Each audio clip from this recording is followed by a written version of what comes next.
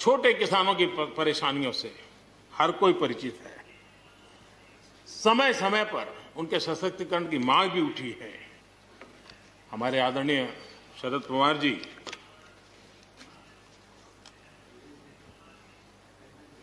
और कांग्रेस के भी हर किसी ने, हर सरकार ने कृषि सुधारों की वकालत की है। कोई पीछे नहीं है, क्योंकि हर एक को लगता है कर पाए नहीं कर पाए अलग बात है, लेकिन ये होना चाहिए, ये बात हर एक की निकली हुई है। और आज नहीं, जब भी जो जहां थे सबने की हुई है। और शरद राव जी ने तो अभी एक बयान भी दिया कि भाई मैं सुधारों के पक्ष में हूं। ठीक है, पद्धति के संबंध में उनके मन में सवाल है, लेकिन सुधारों का विरोध नहीं किया है। और इसलिए मैं समझता हूं कि हमें इस विषय में हमारे साथी श्रीमान सिंधिया जी ने बहुत ही अच्छे ढंग से कई पहलुओं पर इस कानून को लेकर के यहां पर ये सारी बातें पिछले 2 दशक से लगातार चल रही है, हर फोरम में चली। ऐसा नहीं है कि कोई हमारे आने के बाद हर ने कहा और हर एक को लगा कि अब समय आ गया, हो जाए, अब समय आ गया। ये ठीक है, फुट स्टॉप कॉमा कोई इधर उधर हो सकता है, कोई ये दावा नहीं कर सकता है कि भाई हमारे समय की सोच बहुत ही बढ़िया थी। मैं भी दावा नहीं कर सकता हूं कि हमारे समय की सोच बढ़िया है, 10 साल के बाद कोई नई सोच आ ही नहीं सकती। ऐसा नहीं होता है जी। ये समाज जीवन परिवर्तनशील होता है। आज के समय हमें जो ठीक लगा, चलो चले, आगे सुधार करेंगे, नई चीजों को जोड़ेंगे। यही तो प्रगति का रास्ता होता है जी। रुकावटें डालने से प्रगति कहां होती है जी। और इसलिए, लेकिन मैं हैरान हूं, अचानक यू टर्न ले लिया भाई, ऐसा क्यों किया?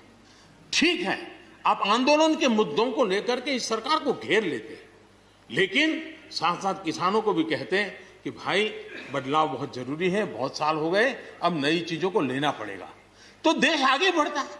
लेकिन अब मुझे लगता है कि राजनीति इतनी हावी हो जाती है कि अपने ही विचार छूट जाते हैं। लेकिन जो ये सब कर रहे हैं अच्छा है। आदरणीय डॉक्टर मनमोहन सिंह जी यहां मौजूद है, मैं उन्हीं का एक कोट आज पढ़ना चाहता हूं। हो सकता है जो यू टर्न कर रहे हैं वो मेरी बात माने या न माने, मनमोहन सिंह जी की तो बात जरूर मानेंगे। There are other rigidities because of the whole marketing regime set up in the 1930s, which prevent our farmers from selling their produce where they get the highest rate of return. It is our intention to remove all those handicaps which come in the way of India realizing its vast potential as one large common market. ये आदरणीय मनमोहन सिंह जी का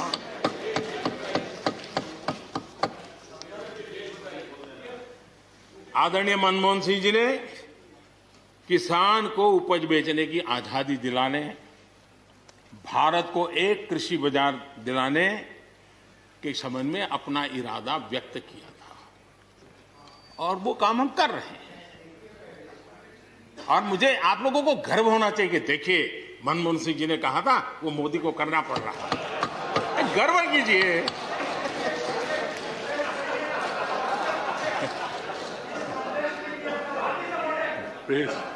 please.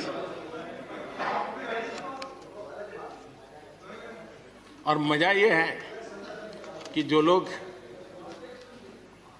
Political बयानबाजी करते हैं उछल उछल करके, उनके राज्यों में भी जब उनको मुकाबला है, इसी में से आधा अधूरा कुछ न कुछ किया ही किया है हर किसी ने। यहां जो विरोध में दल है उनकी भी जहां सरकारें हैं वहां आधा अधूरा कुछ न कुछ तो किया ही है, क्योंकि उनको भी मालूम है रास्ते का रास्ता तो यही है। और मैंने देखा इस चर्चा में लॉ का जो स्पिरिट है उस पर किसी की चर्चा नहीं हुई है। शिकायत दिया गया तरीका ठीक नहीं था, जल्दी कर दिया, इसको नहीं पूछा, ये रहता है। वो तो परिवार में शादी होती है तो भी फूफी नाराज होकर के कहती है मुझे कहां बुलाया, वो तो रहता है। इतना बड़ा बड़ा परिवार है तो रहता ही है।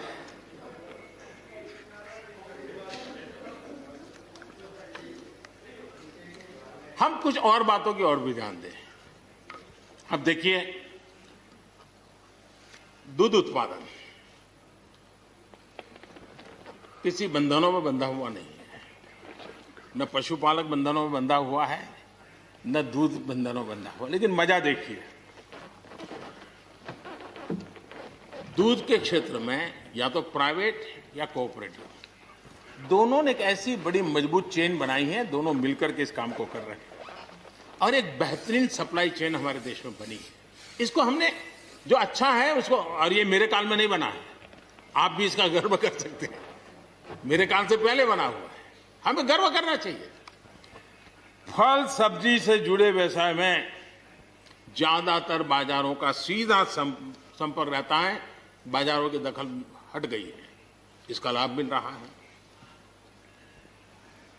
क्या डेयरी वाले, फल सब्जी खरीदने वाले उद्यमी, पशुपालकों की किसान, क्या जमीन पर कब्जा हो जाता है उनका? पशुपालन पर, पशु पे कब्जा हो जाता है? नहीं होता, दूध बिकता है, पशु नहीं बिकता है जी।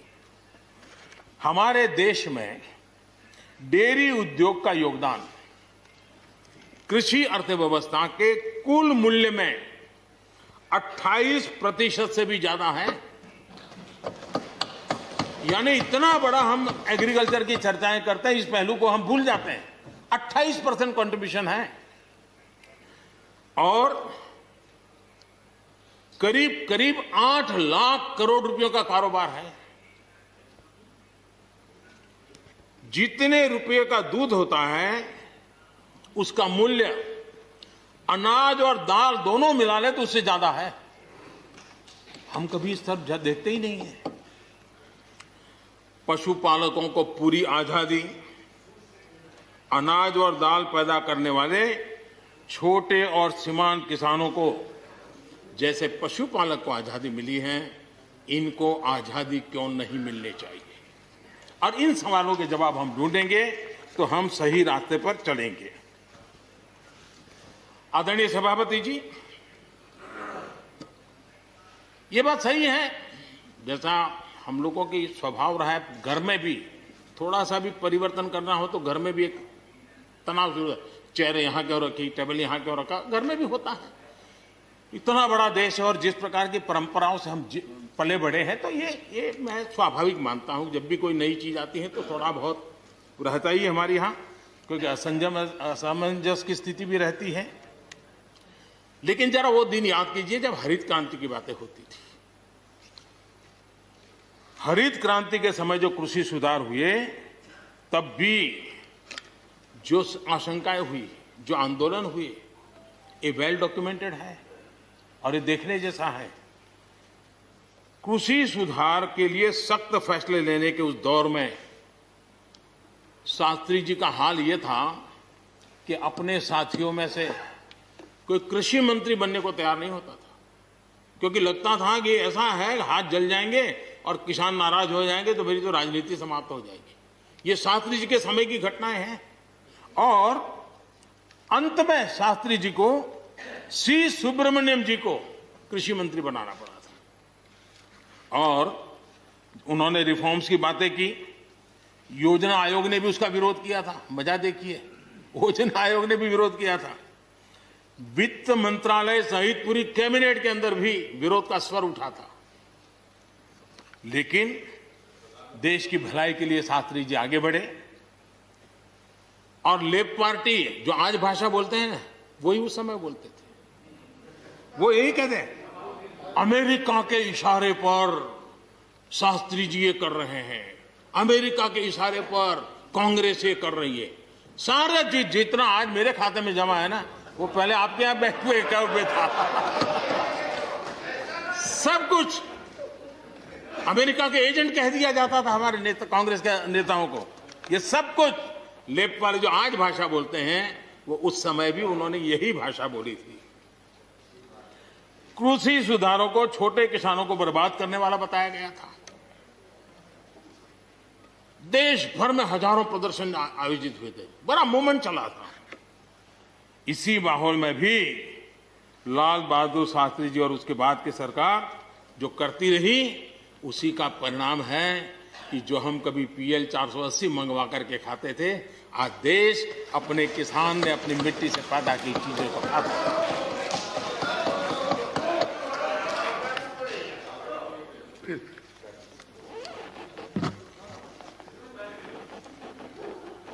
रिकॉर्ड उत्पादन के बावजूद भी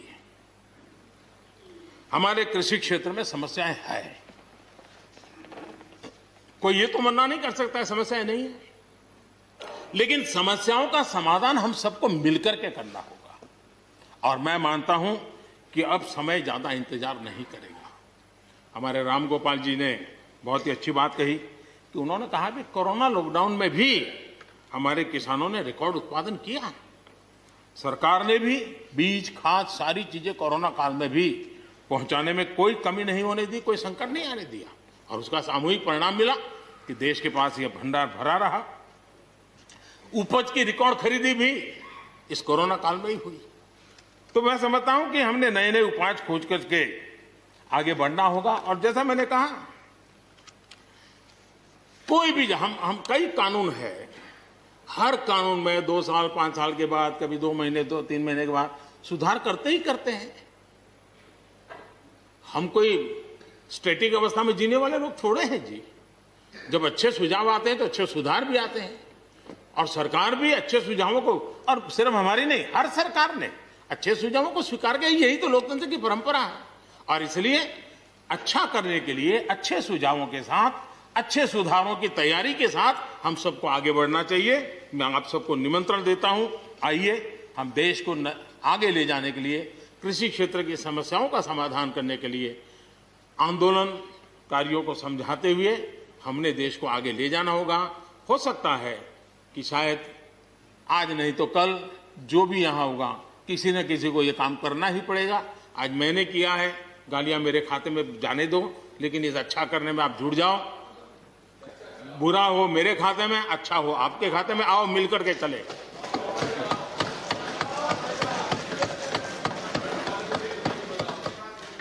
और मैं लगातार, हमारे कृषि मंत्री जी लगातार किसानों से बातचीत कर रहे हैं, लगातार मीटिंगें हो रही हैं, और अभी तक कोई तनाव पैदा नहीं हुआ है। एक दूसरे की बात को समझने का, समझाने का प्रयास चल रहा है। और हम लगातार आंदोलन से जुड़े लोगों से प्रार्थना करते हैं कि आप आंदोलन करना आपका हक है, लेकिन इस प्रकार से बुजुर्ग लोग वहां बैठे, ये ठीक नहीं है। आप उनको सबको ले जाइए, आप आंदोलन को खत्म कीजिए। आगे बढ़ने के लिए मिल बैठ करके चर्चा करेंगे, रास्ता खुले है। ये सब हमने कहा है। मैं आज भी इस सदन से माध्यम से भी निमंत्रण देता हूं। आदरणीय सभापति जी, ये बात निश्चित है, हमारी खेती को खुशहाल बनाने के लिए फैसले लेने का ये समय है। इस समय को हमने गंवा नहीं देना चाहिए। हमें आगे बढ़ना चाहिए, देश को पीछे नहीं ले जाना चाहिए। पक्ष हो, विपक्ष हो, आंदोलनरत साथी हो, इन सुधारों को हमने मौका देना चाहिए, और एक बार देखना चाहिए कि इस परिवर्तन से हमें लाभ होता है कि नहीं होता है। कोई कमी हो तो उसको ठीक करेंगे, और कहीं ढिलाई है तो उसको कसेंगे। ऐसा तो है नहीं कि सब दरवाजे बंद कर दिए बस। और इसलिए मैं कहता हूं, मैं विश्वास दिलाता हूं कि मंडियां अधिक आधुनिक बने, अधिक प्रतिस्पर्धी होगी। इस बार बजट में भी उसके लिए हमने प्रावधान किया है। इतना ही नहीं, एमएसपी है, एमएसपी था, एमएसपी रहेगा। इस सदन की पवित्रता समझे हम। जिन 80 करोड़ से अधिक लोगों को सस्ते में राशन दिया जाता है, वो भी कंटिन्यू रहेगा। इसलिए मेहरबानी करके भ्रम फैलाने के काम में हम न जुड़े, क्योंकि हमको देश ने एक विशिष्ट जिम्मेवारी दी है।